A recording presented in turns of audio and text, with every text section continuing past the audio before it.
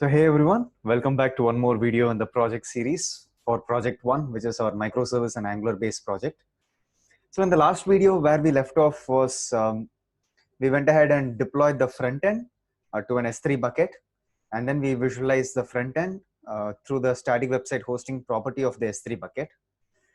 But in this video, what we are going to do is, since most of the traffic was through the protocol HTTP, in this video, what I decided was that we will try to go ahead and do it via HTTPS because it's more secure, right? So that you get that security in transit. And that means we will have to associate two SSL certificates, one SSL certificate that goes on the load balancer. And pretty much I would use the same on the CloudFront distribution also in the next video that we are going to do. But in today's video, what we will do is for all of the traffic that comes through our load balancer, we will ensure that SSL is terminated on the load balancer. But then if you have to terminate SSL on your EC2 instance, that means you will have to ensure that your application also supports HTTPS.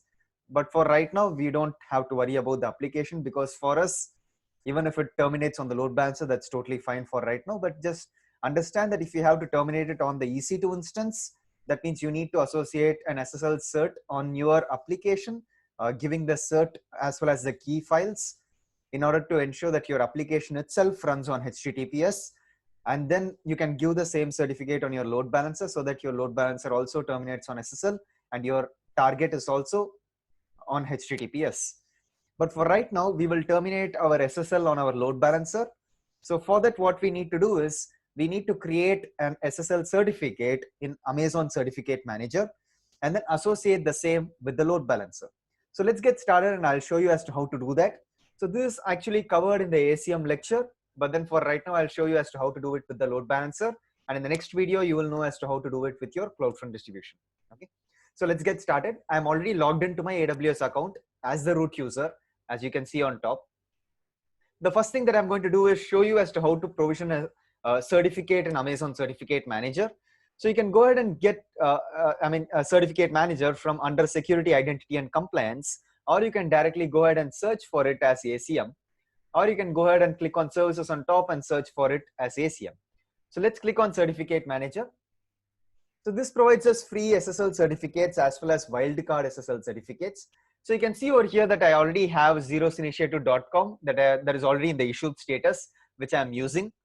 But then if you guys would like to go ahead and issue an SSL certificate for yourself, the way that you would do that is to go ahead and click on request a certificate. We are going to go with a public certificate, click on request a certificate.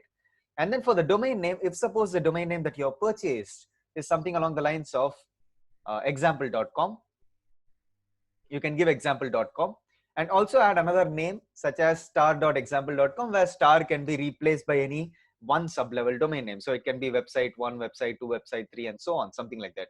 But it can't be two levels of, something along the lines of www.website.example.com. It can't be like that. So it has to be just only one subdomain that is going to be replaced by star. So that this covers multiple domains for your website. So it's essentially a wildcard SSL certificate. When you click on next, you have to go with either email validation or DNS validation.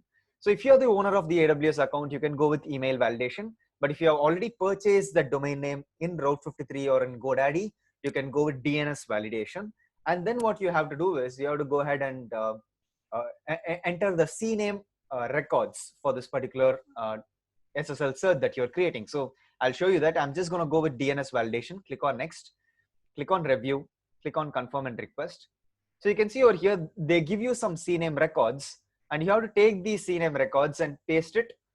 Yeah, so it says failed validation, but then not a problem. But then if you do go with some other, domain name, such as, for example, over here, if you do go with zerosinitiative.in, or even if you go with this same example.com and you expand this, you will be able to see that you should be able to see a CNAME record. But if you're not able to see that, you can go ahead and just probably look at mine. So here, if you take a look at zeroinitiative.com, you will see that we have two CNAME records over here. Obviously, you can't get example.com. So there was just a small thing that I wanted to show, but then you can always go ahead and delete it. And when you take a look at zerosinitiative.com, you can see that this CNAME record, I have added both of these CNAME records to my DNS service, which is Route 53 in my case, but for you, it can be GoDaddy. Okay. So once you add this, then only it will be validated. Only then you will get this success status. And then you can use this SSL certificate with your load balancer, with API gateway, with CloudFront, as well as even with your EC2 instances and so on. Okay. So now, since you know as to how to go ahead and create an SSL certificate, let's take a look at associating an SSL certificate with a load balancer and terminating the SSL on the load balancer. So let's go to services. Let's go to EC2.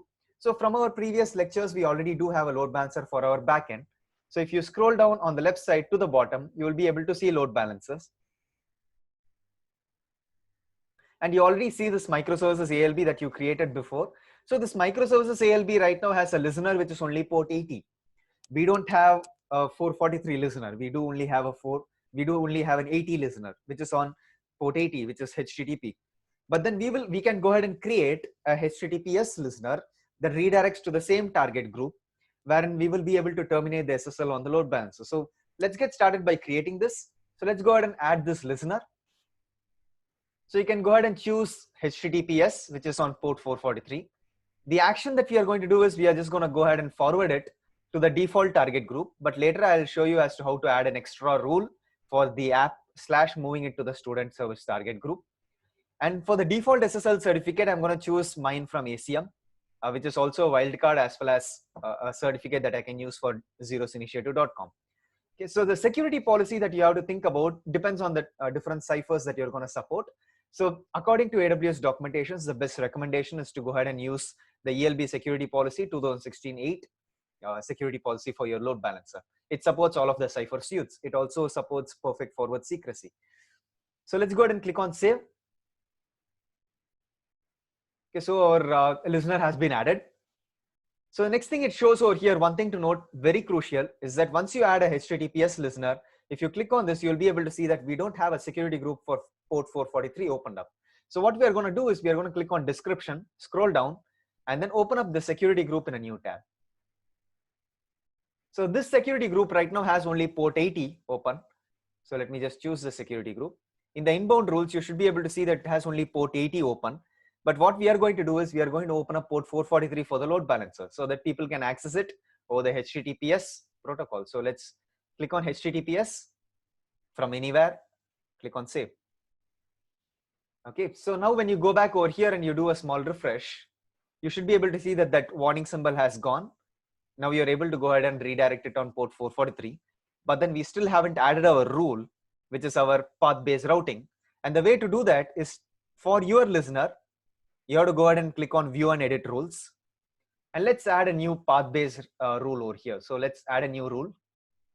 Let's say the path is /app*, and the action is going to be to forward it to the student service target group. And this is going to be of priority 1. Let's click on save. So once this rule has been added, the best way to test this out is to directly just go ahead and do the DNS translation for this, which we have already done in Route 53. So let's take a look at that. So let's go to Route 53. So in Route 53 under hosted zones, you should be able to see over here under our hosted zone, we already have that load balancer translated to api-student.zerosinitiative.com. So let's grab this.